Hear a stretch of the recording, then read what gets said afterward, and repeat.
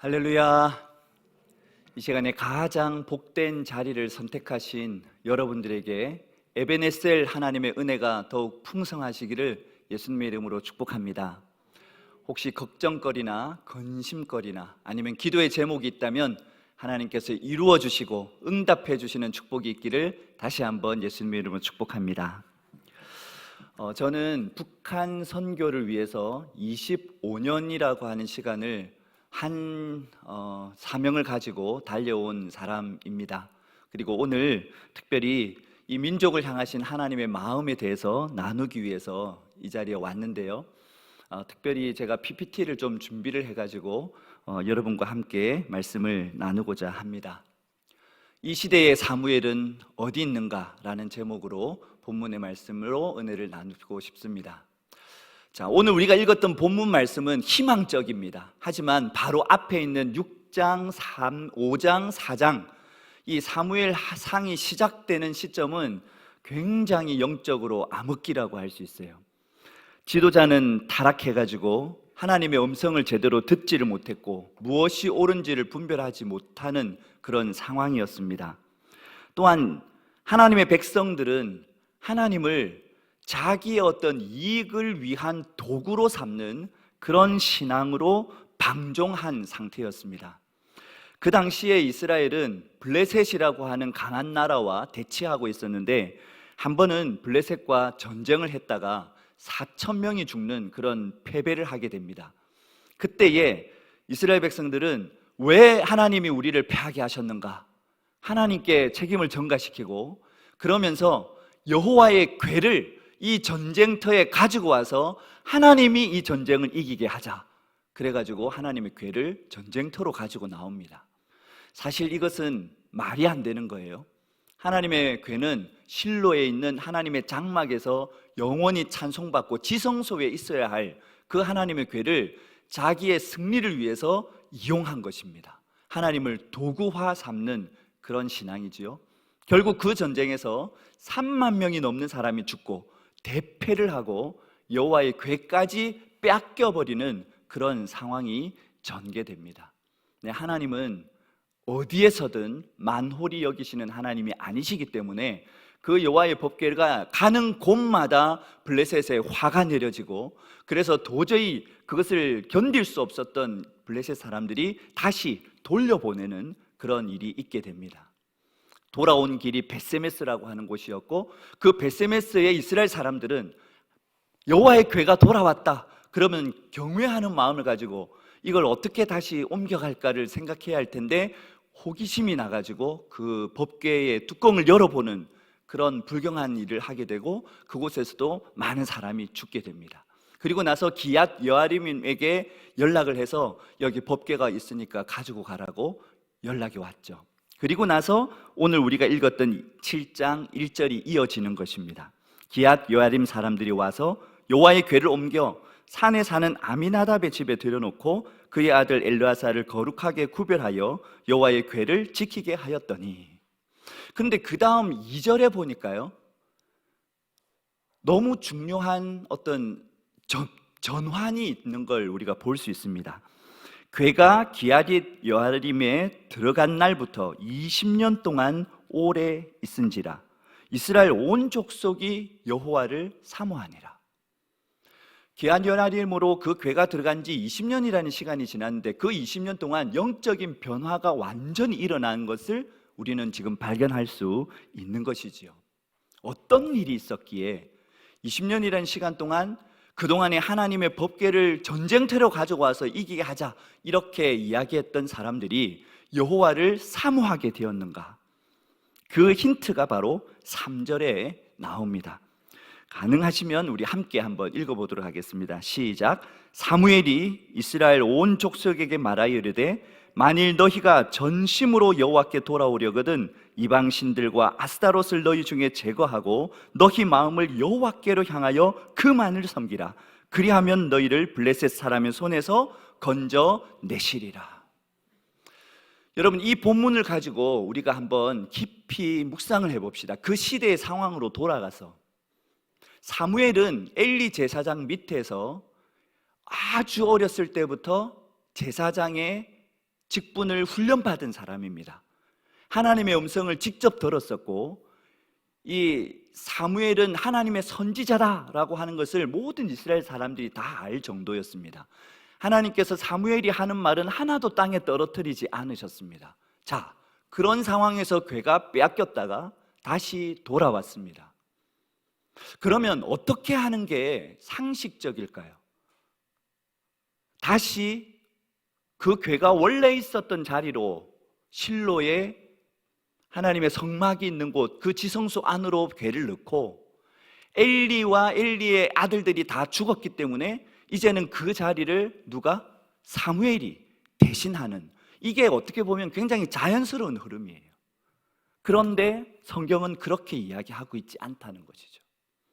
사무엘은 온 이스라엘이 들을 수 있도록, 사실 제사장의 위치에서 실로에서 있다고 하면 많은 사람들이 그곳으로 찾아올 것이기 때문에 어떻게 보면 영적 영향력도 있고, 또 많은 사람에게 존경을 받고 자기가 누릴 수 있는 것들도 많이 누릴 수 있었을 거예요. 그런데 그럼에도 불구하고 사무엘은 그 길을 선택하지 않고 온 이스라엘을 직접 찾아다니면서, 순회하면서, 정말로 고난의 길을 겪으면서 이 말씀, 3절에 있는 이 말씀, 너희가 이스라엘 하나님 앞에 온전히 돌아와서 이방신들 아스타롯을 다 내려놓고 하나님께로 돌아와라. 그러면 하나님께서 너희를 구원하실 것이다. 이 메시지, 오직 여호와 신앙을 선포하는 것을 온 이스라엘을 다니면서 했다는 것이죠. 그 결과로 지금 우리가 보고 있는 이스라엘 온 족속이 여호와를 사모하게 되고, 4절에 보니까 이에 이스라엘 자손이 바알들과 아스타롯을 제거하고 여호와만 섬기는 이 영적 대전환이 일어나게 되었다라고 하는 것입니다. 저는 이 시대, 지금 우리가 살고 있는 이 시대가 사사기 마렵 그리고 왕정시대가 시작되기 전 이 영적인 상황하고 너무 비슷한 점이 많다고 생각해요. 사회적으로는 엄청난 분열과 서로가 미워하고 양극화와 그리고 적극적인 그런 분노로 인해서 부모가, 어머니가 자기 자식을 죽이는, 자식이 부모를 죽이는 그런 시대에 지금 우리가 살고 있습니다. 정치적으로는 정말로 완전히 나누어져 가지고 다른 어떤 나라 적들보다 더 강하게 부딪히는 이런 모습들을 우리가 봅니다. 영적으로는 어떻습니까?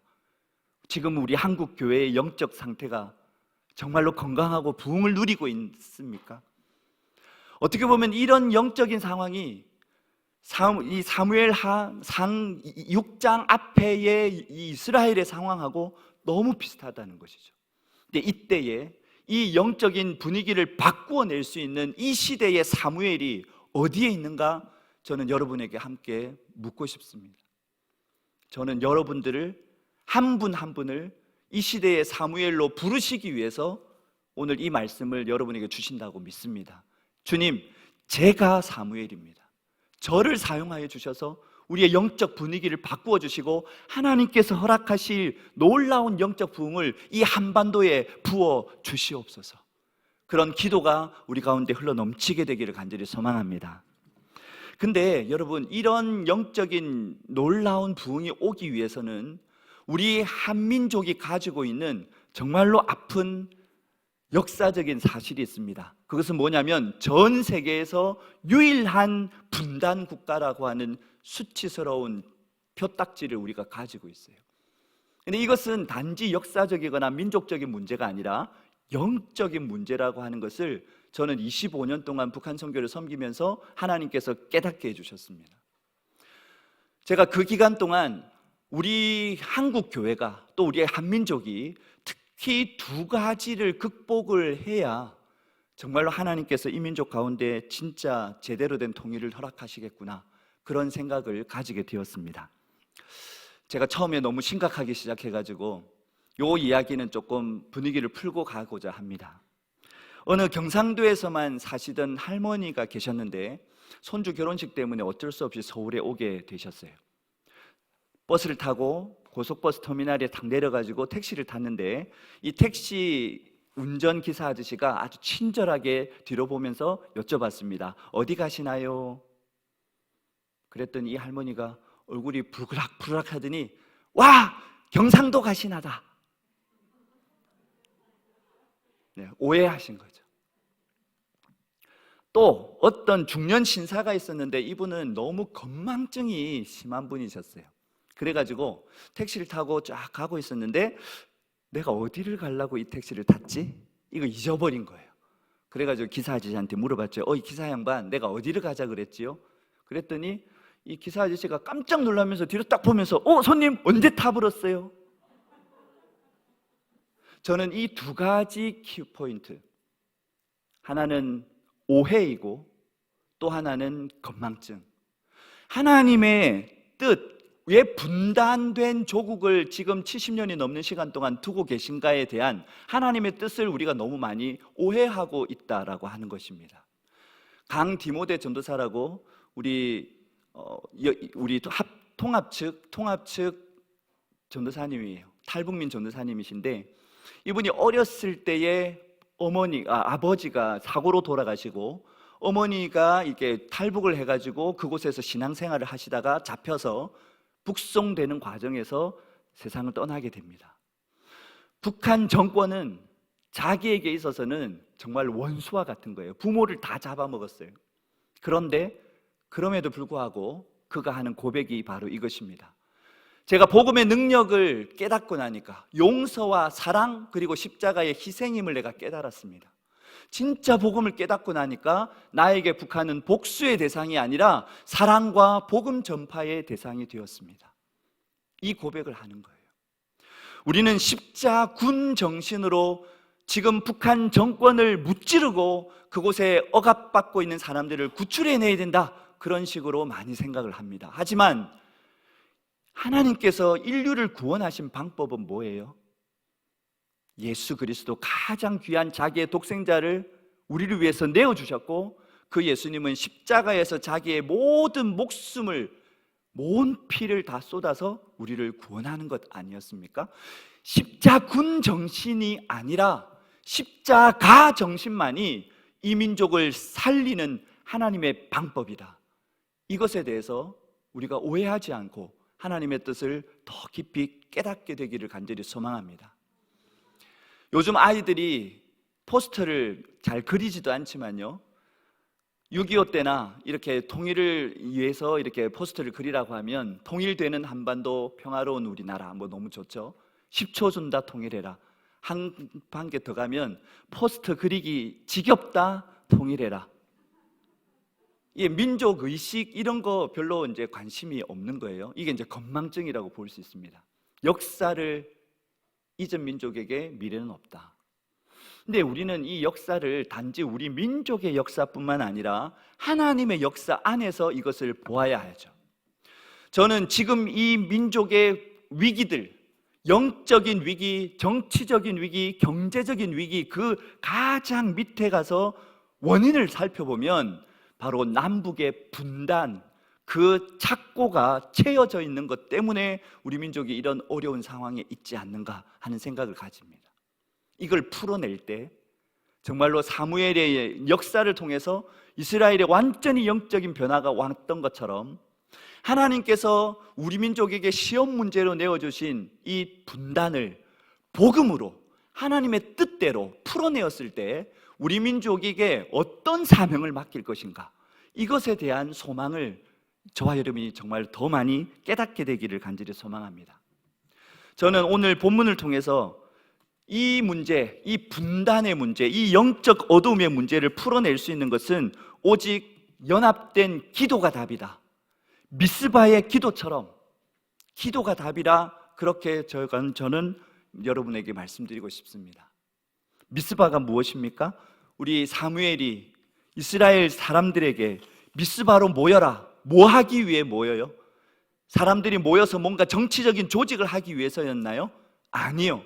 하나님 앞에 엎드려 금식하면서 우리를 살려달라고 기도하기 위해서 모인 것입니다. 살아계셔서 역사하시는 하나님께서 지금 이 한반도의 역사를 주관하고 계십니다. 그렇기 때문에 우리 이 영적인 문제를 풀어내기 위해서는 오직 한 분 하나님만이 이 문제를 풀어내실 수 있다는 믿음을 가지고 하나님께서 우리에게 허락하여 주신 기도라고 하는 이 분명한 도구를 가지고 하나님 앞에 나아가는 사람이 더 많아질 때, 저는 하나님께서 우리 민족에게 정말로 피 흘림 없는 복음적 통일을 허락하여 주시고 전 세계에 존재하지 않았던 그런 위대한 나라, 약하지만 그 하나님께서 지키시는 힘으로 말미암아 열방을 복음으로 섬기는 그런 나라, 평화를 정착하는 나라, 안 된다고 하는 걸 되게 하는 나라, 그런 나라로 우리 통일 코리아를 세우실 줄로 믿습니다. 그러려면 기도가 쌓여야 해요. 세계 기도 정보라고 하는 책을 만들어내시는 분이 계십니다. 이 세계 기도 정보는 전 세계에 있는 200여 개의 국가에 인구가 어떻고 그 다음에 그 나라의 상황이 어떻고 이런 걸 일일이 다 조사를 해가지고 실질적인 기도 제목을 이렇게 제공하는 그런 책입니다. 이 패트릭 존스톤이라고 하는 분이 이런 이야기를 했어요. When we work, we work. When we pray, God works. 미래가 어떻게 되는지 알 수 없고 능력이 한정 있는 우리가 일할 때는 그냥 일하는 것이지만 우리가 기도할 때 전능하신 그리고 모든 것을 아시는 하나님께서 일하신다. 그러니까 우리가 일할 것이 아니라 기도하는 걸 먼저 해야 하는 것이죠.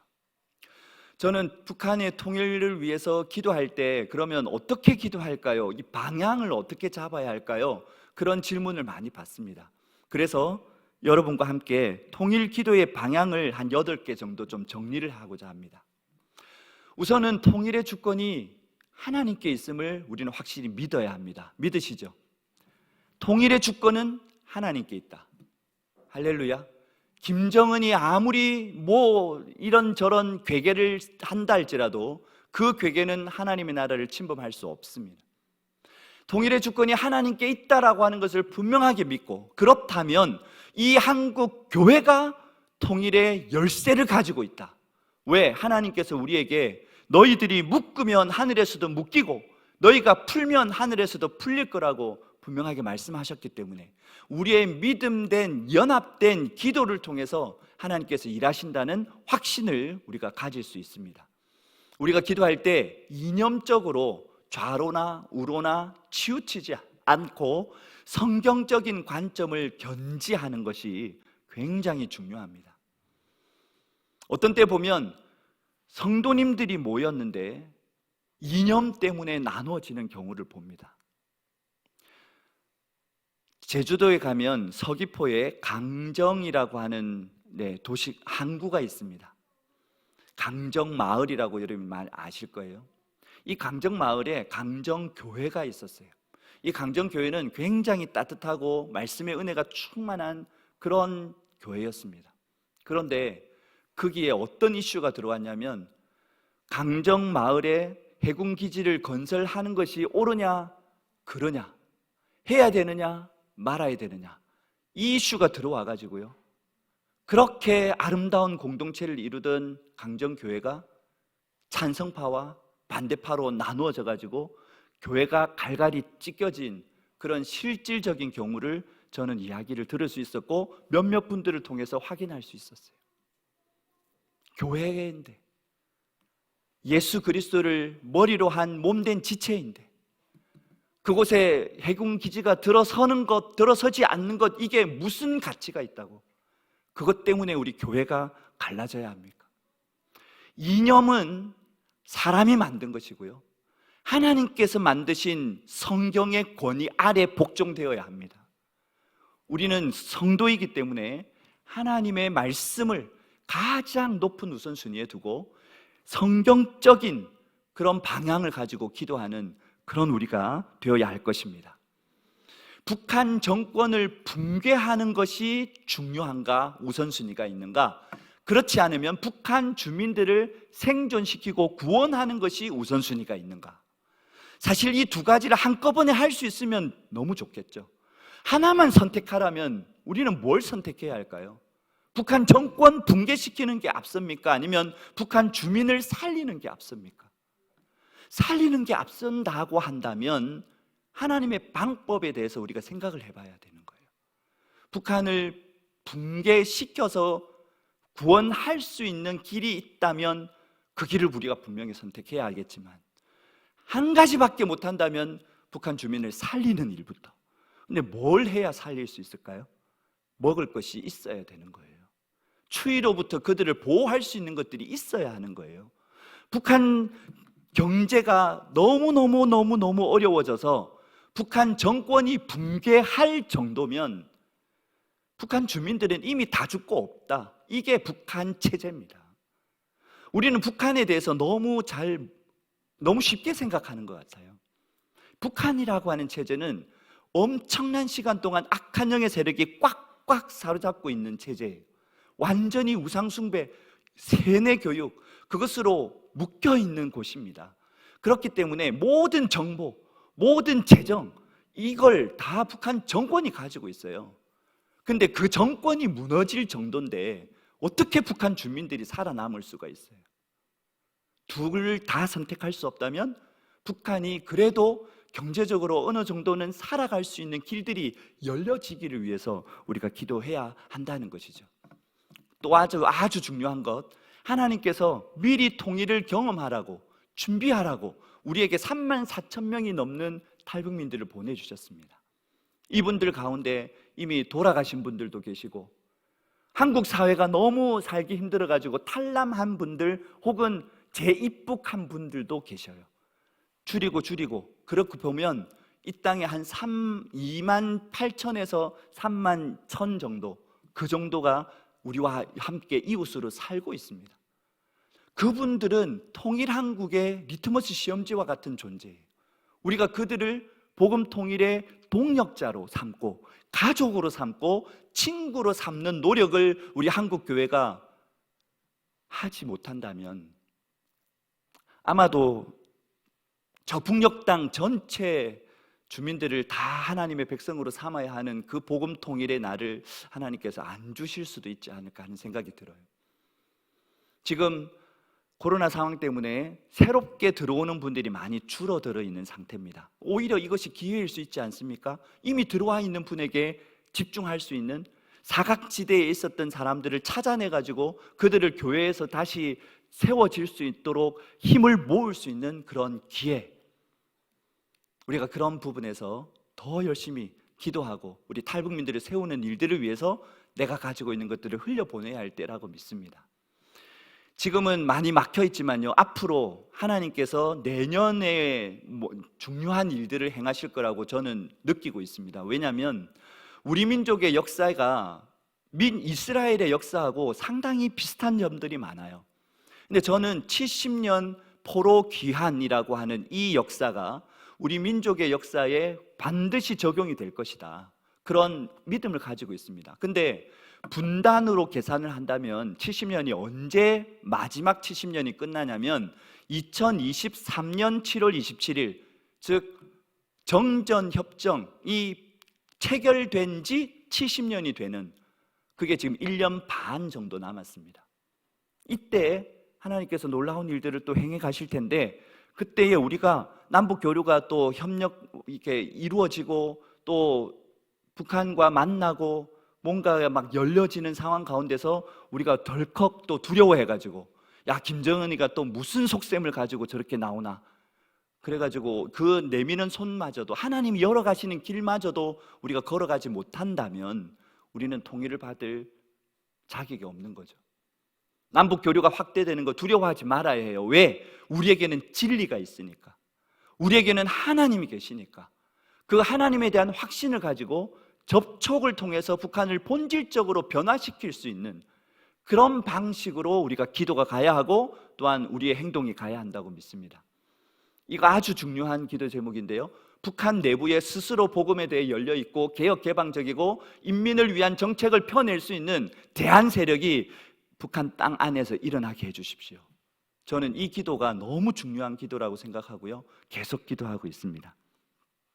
한반도를 둘러싼 4대 강국 미일 중러가 있는데 이들은 우리가 하나가 되지 못하도록 원심력으로 잡아당깁니다. 왜? 자기 국익에 그게 맞기 때문에.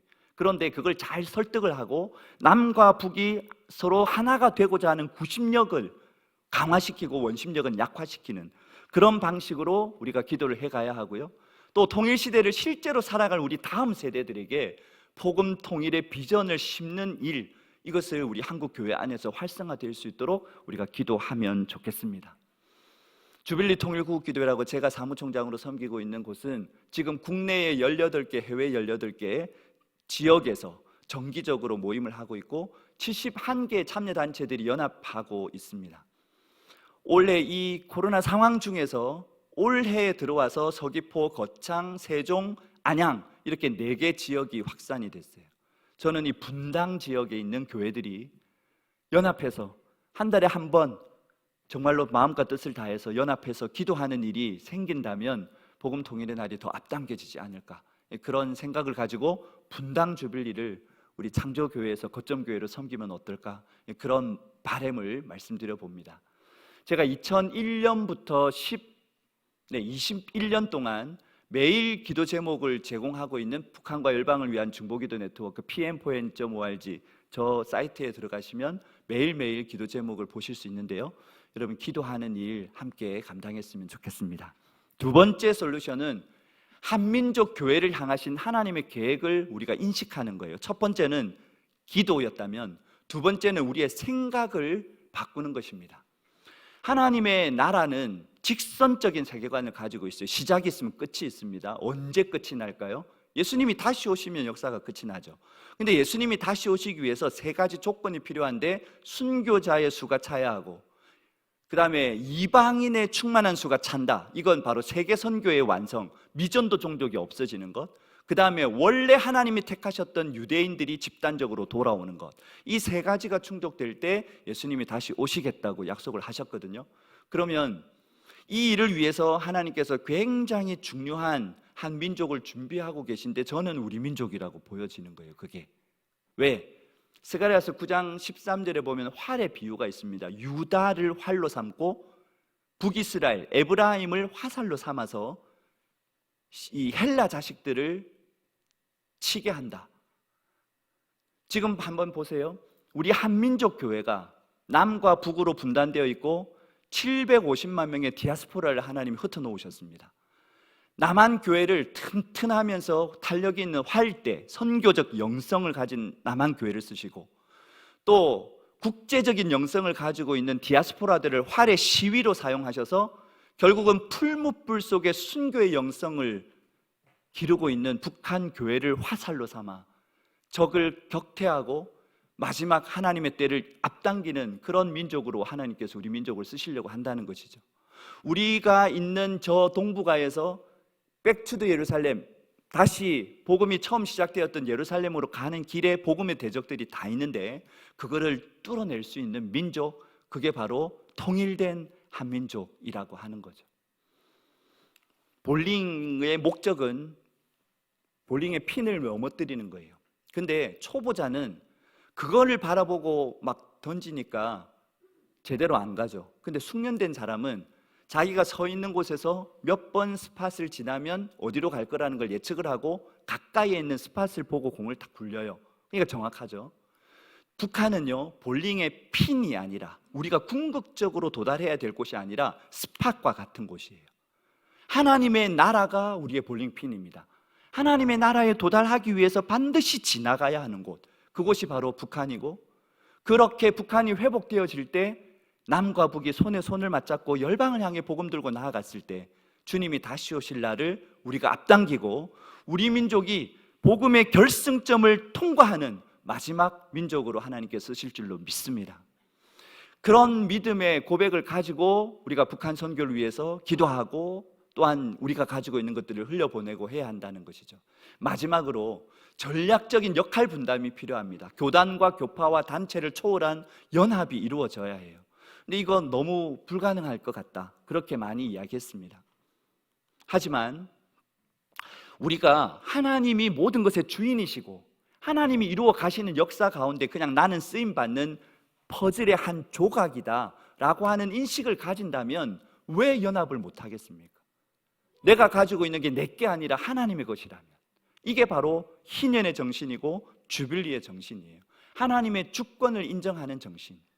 근데 이 정신을 위해서 저는 드보라라고 하는 한 분을 여러분에게 소개하고 싶은데, 창세기 35장 8절에 리브가의 유모 드보라가 죽음에 그를 베델 아래에 있는 상수리 나무 밑에 장사하고 그 나무 이름을 알론 바굿이라 불렀더라, 이런 말씀이 창세기 35장에 나와요.